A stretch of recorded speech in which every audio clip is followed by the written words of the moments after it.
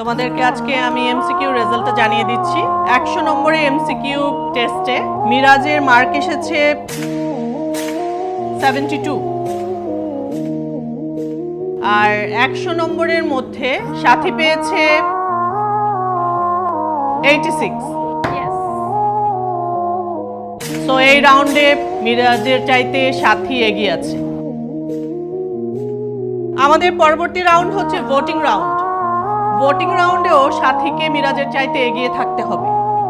যদি সাথী মিরাজকে বিট করতে পারে তাহলেই সাথী হতে পারবে ক্যাপ্টেন অফ দ্য ভিক্টোরিয়া।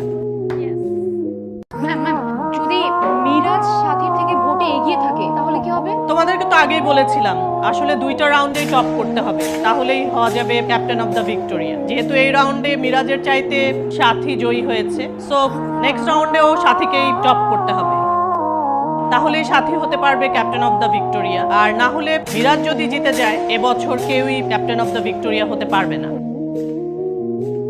আগামী পরশুদিন আমাদের ভোটিং রাউন্ড হবে, সো তোমাদের সবাইকে পরশুদিন উপস্থিত থেকে ভোট দেওয়ার জন্য আদেশ করা হচ্ছে।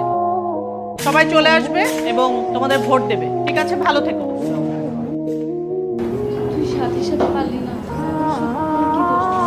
সাথী কিন্তু ভালো স্টুডেন্ট। Yes I am. আমি ওর থেকে ভালো স্টুডেন্ট। তো আমার সাথে পাঙ্গা নিতে এসে কোনো লাভ নেই, আমার সাথে জিততে পারবি না। আমার জানা মতে এই স্কুল অ্যান্ড কলেজে আপনার ভোট শুধুমাত্র 3টা। কোন 3টা? এই যে ছাগলের 3 নাম্বার বাচ্চাটা তো তুই, আর ছাগলের 2 নাম্বার বাচ্চাটা আছে না, এই যে মিষ্টি দিতেছে, এই যে মুস্তাকিম। আর ছাগলের 1 নাম্বার লেডি বাচ্চাটা, হ্যাঁ ওটা কি জানো? লামা। তোরা এই 3টা ভোট ছাড়া কোনো ভোট পাবি? এই আর কোনো ভোট পাইব রে? তার মানে তো ভোট নেই। ভোট যেহেতু নেই, শুধুমাত্র পরীক্ষায় ভালো করলে ক্যাপ্টেন অফ দ্য ভিক্টোরিয়া হওয়া যাবে না। আমিও ক্যাপ্টেন হতে পারবো না, তুমিও ক্যাপ্টেন হতে পারবে না। তো একটু কম নাচো, বেশি নাচলে জুতা ছিঁড়ে নর্দমায় পড়ে যাবে।